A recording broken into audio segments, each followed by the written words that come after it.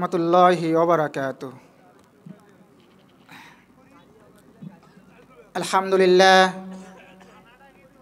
আলহামদুলিল্লাহি নাহমাদুহু ওয়া নাস্তাঈনুহু ওয়া নাস্তাগফিরুহু ওয়া নু'মিনু বিহি ওয়া নাতাওয়াক্কালু আলাইহি ওয়া নাউযু বিল্লাহি মিন শুরুরি আনফুসিনা ওয়া মিন সাইয়্যাতি আ'মালিনা। من يهده الله فلا مضل له ومن يضلله فلا هادي له ونشهد أن لا إله إلا الله وحده لا شريك له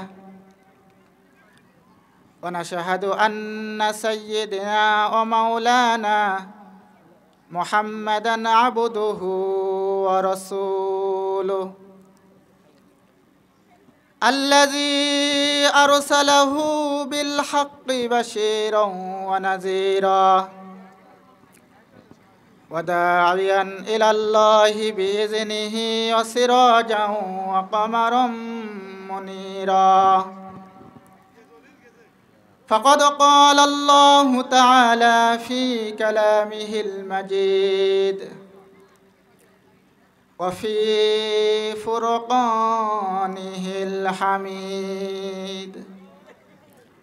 সকলেই একসাথে মহব্বতের সাথে বলি আউযু বিল্লাহি মিনাশ শাইতানির রাজিম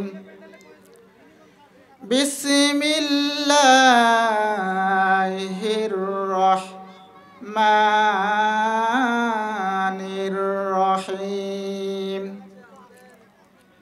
ফাইযা আযামতা ফাতাওয়াক্কাল আলাল্লাহ ইন্নাল্লাহা ইউহিব্বুল মুতাওয়াক্কিলিন। وقال تعالى في كلامه المجيد وفي فرقانه الحميد إن الله وملائكته يصلون على النبيين يا أيها الذين آمنوا صلوا عليه وسلموا تسليما. اللهم صل على سيدنا مولانا محمد وعلى آل سيدنا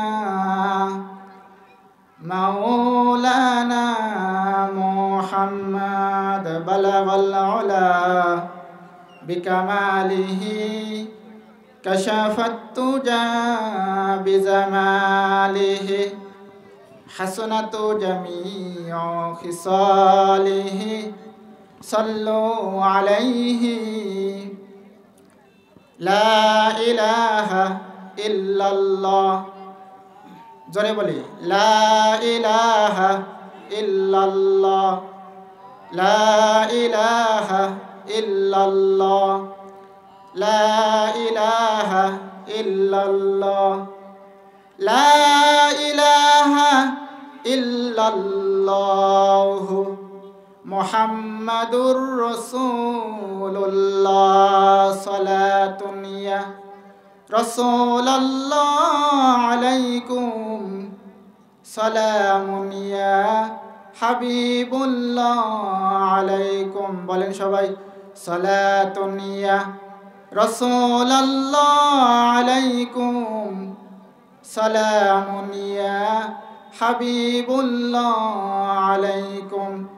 আল্লাহুম্মা সাল্লি আলা মুহাম্মাদিন ওয়া আলা আলি মুহাম্মাদ কামা সাল্লাইতা আলা ইব্রাহিম ওয়া আলা আলি ইব্রাহিম ইন্নাকা হামিদুম মাজিদ।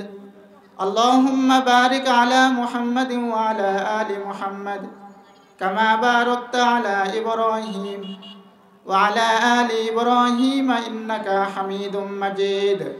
ربي زدني علما رب اشرح لي صدري ويسر لي أمري واحلل عقدة من لساني يفقهوا قولي صدق الله العظيم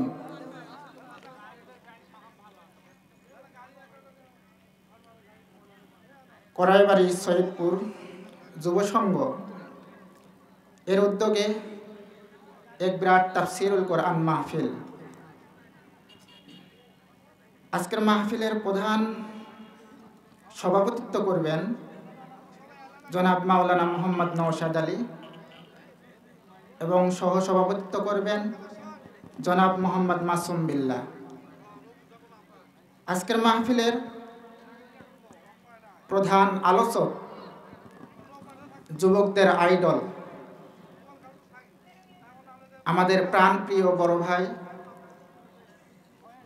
হাফেজ মাওলানা আবরারুল হক আসিফি সাহেব। আমার সামনে যারা উপস্থিত বসে আছেন সকলের প্রতি আমার পক্ষ থেকে আবারও সালাম, আসসালামু আলাইকুম ওয়া রাহমাতুল্লাহ। যুবকেরা, আসিফ হুজুরের ওয়াজ শুনতে আসছেন?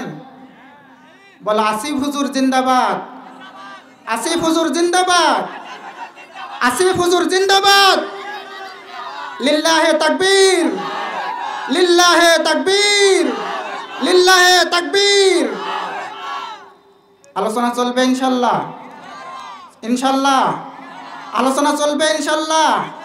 একটু পরিবেশটা তৈরি করুন তো, যারাই দাঁড়িয়ে আছেন আশেপাশে মেহেরবানি করে সামিয়ানার নিচে বসে পড়ুন। যারাই দাঁড়িয়ে আছেন আশেপাশে দয়া করে মেহেরবানি করে সামিয়ানার নিচে বসে পড়ুন। আর একটু পর এই মাহফিলের প্যান্ডেলে জায়গা পাবেন না বসার, ঠিক কিনা জোরে বলে যুবকেরা?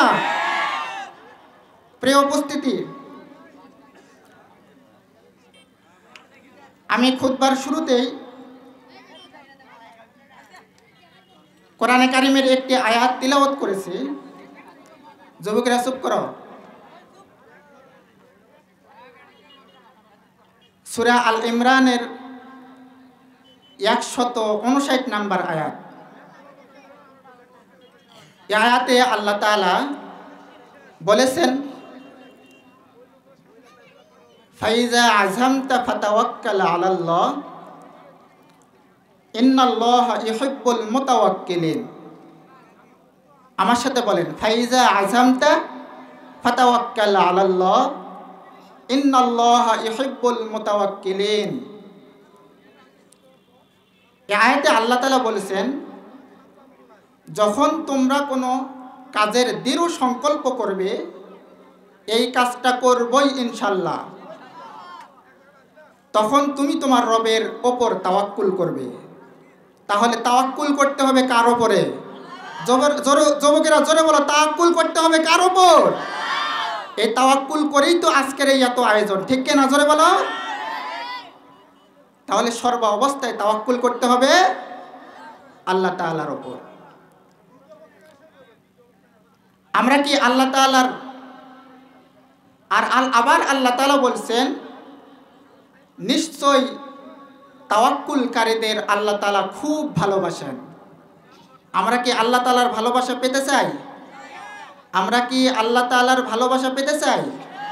আমরা যদি আল্লাহ তাআলার ভালোবাসা পেতে চাই তাহলে তাওয়াক্কুল করতে হবে আল্লাহ তাআলার উপর। এই তাওয়াক্কুল সম্পর্কে কোরআনে কারিমের মধ্যে অনেকগুলো আয়াত রয়েছে। মুমিনরা সব সময় আল্লাহ তাআলার উপর তাওয়াক্কুল করতেন কিভাবে? আল্লাহ রাব্বুল আলামিন কোরআনে কারিমের আরেকটি সূরা, সূরা আনফালের 64 নম্বর আয়াতে আল্লাহ তাআলা বলছেন, ইন্নামাল মুমিনুনা আল্লাযীনা ইযা যুকিরাল্লাহু ওয়াজিলাত কুলুবুহুম ওয়া ইযা তুলিয়াত আলাইহিম আয়াতুহু যাদাতুহুম ঈমানা ওয়া আলা রাব্বিহিম ইয়াতাওয়াক্কালুন। ঈমানদাররা যখন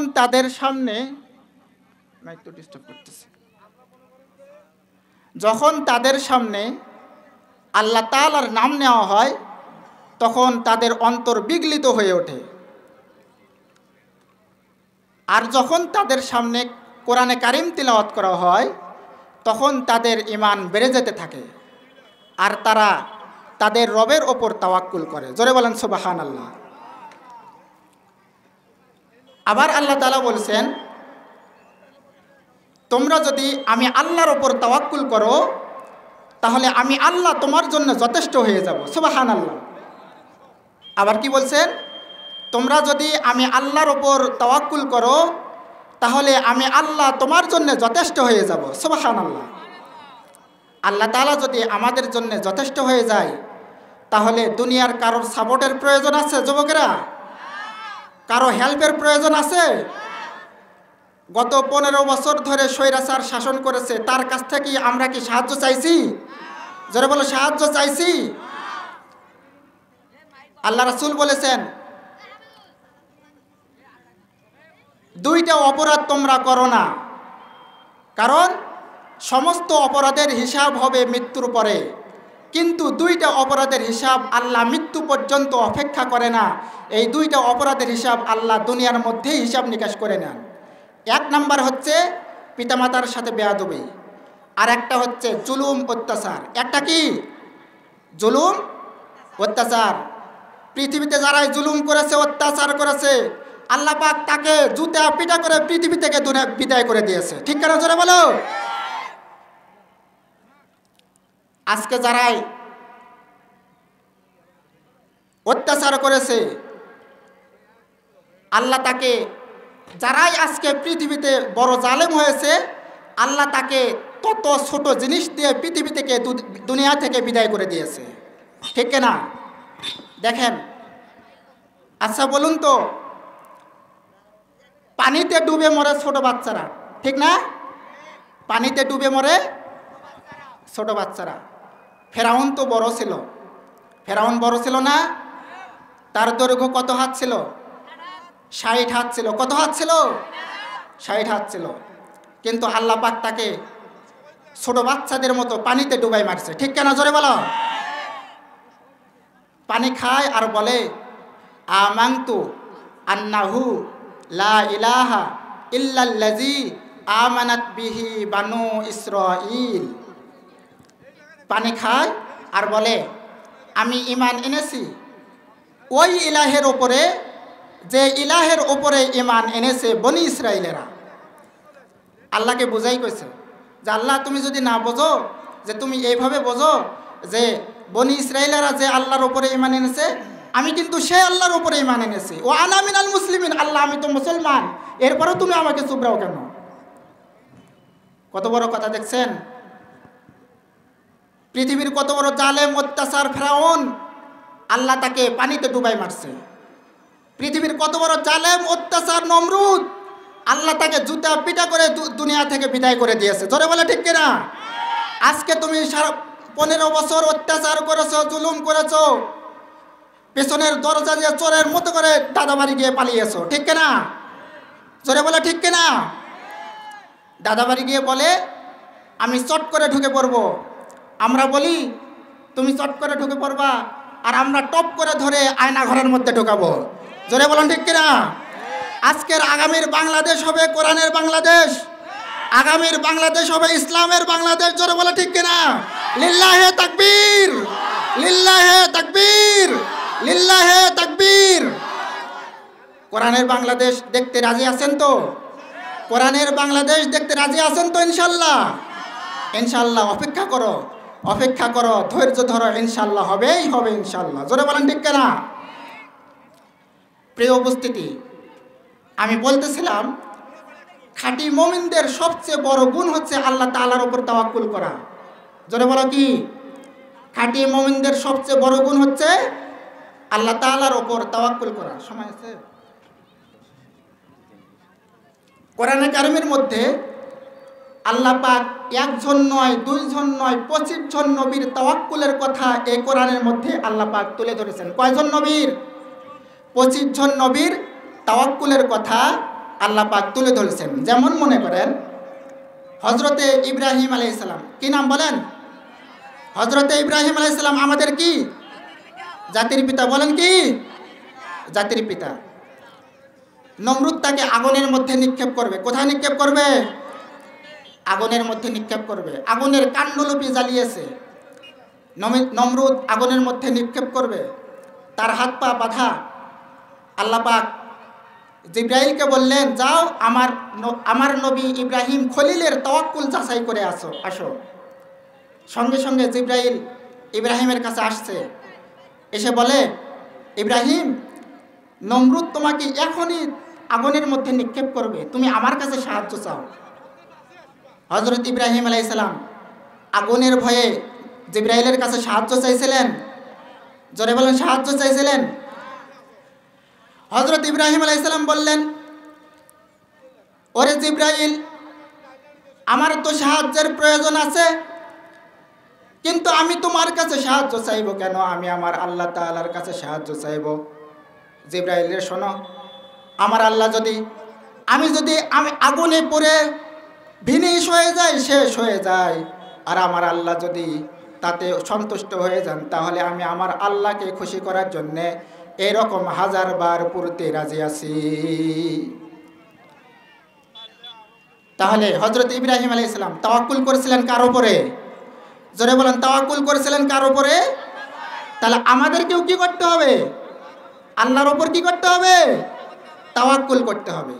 এরপরে আসুন, হযরতে মূসা আলাইহিস সালামের তাওয়াক্কুল কেমন ছিল? হযরতে মূসা আলাইহিস সালাম, আল্লাহ পাক তাকে হুকুম করলেন, তুমি বনী ইসরাইলদের নিয়ে মিশর ছেড়ে ফিলিস্তিনে চলে যাও।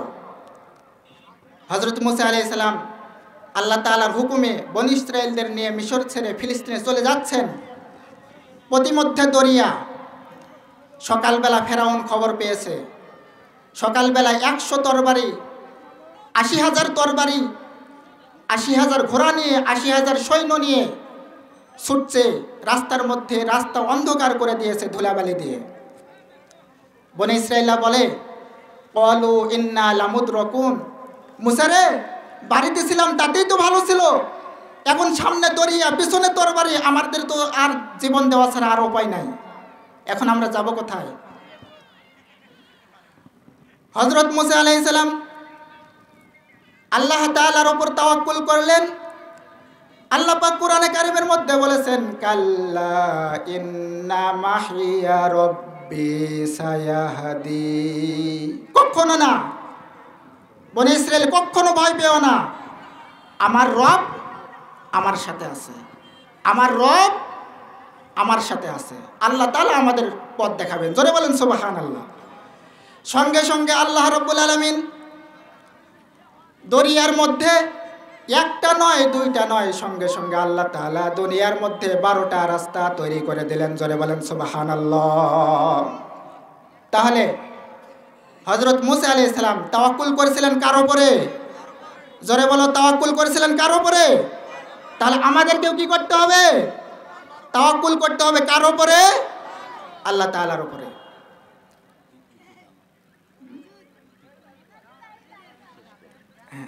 শেষ করতেছি, সময় কম যেহেতু, আমি শেষ করে দেব।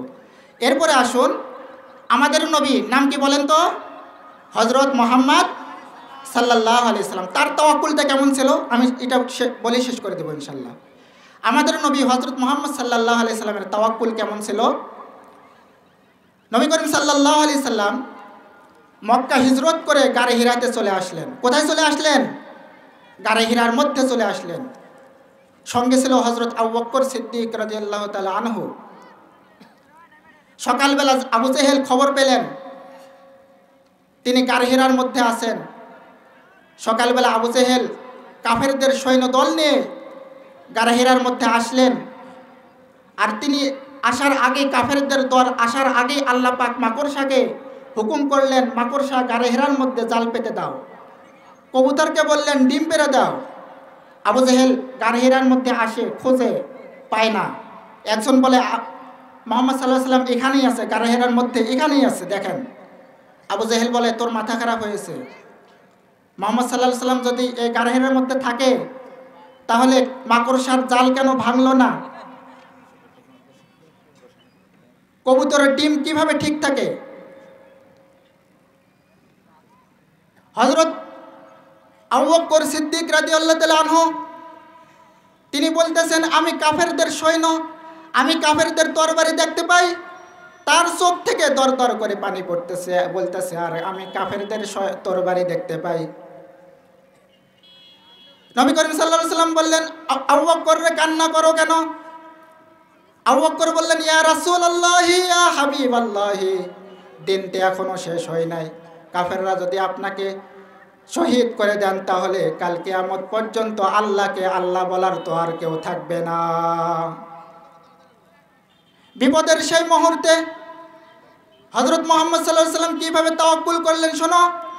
আল্লাহ পাক বললেন, ওয়াইজ ইয়াকুলু লিসাহিবিহি লা তাহজান ইন্নাল্লাহা মা'ানা। মুহাম্মদ সাল্লাল্লাহু আলাইহি সাল্লাম সঙ্গে থেকে আবু বকরকে বললেন, আবু বকর রে কোনো চিন্তা করো না, আল্লাহ আছেন আমার সাথে। জোরে বলেন সুবহানাল্লাহ। তিনি কি বললেন? আল্লাহ আছেন আমার সাথে। এবার দেখেন, যার ইমান যত বেশি তার তাওয়াক্কুলের স্তর তত বেশি। একটা এক্সাম্পল দেই, মুসা আলাইহিস সালামের তাওয়াক্কুলের সময় তিনি কি বলছিলেন? আমার রব আমার সাথে আছে। তিনি বলছেন, আগে আমার বলছেন, তারপর রব বলছেন, ঠিক না? আর মুহাম্মদ সাল্লাল্লাহু আলাইহি সাল্লামের তাওয়াক্কুলের সময় তিনি কি বলছেন? আল্লাহ আছেন আমার সাথে। জোরে বলেন সুবহানাল্লাহ। আল্লাহ আছেন আমার সাথে, আগে আল্লাহ বলছেন, তারপরে আমার বলছেন। তাহলে ইমানের জোর কার বেশি? তাওয়াক্কুলের স্তর কার বেশি বড়? নিশ্চয়ই হযরত মুহাম্মদ সাল্লাল্লাহু আলাইহি সাল্লামের স্তর বেশি বড়। প্রিয় উপস্থিতি, আজকে আর নয়, অন্য কোনো দিন অন্য কোনো মাহফিলে আপনাদের সঙ্গে দেখা হয়ে যেতে পারে। আজকে আমি আমার আলোচনা, সংক্ষিপ্ত আলোচনা এখানে ইতি টানছি। ওয়া আখিরু দাওয়ানা আনিল হামদুলিল্লাহি রাব্বিল আলামিন। আসসালামু আলাইকুম ওয়া রাহমাতুল্লাহ।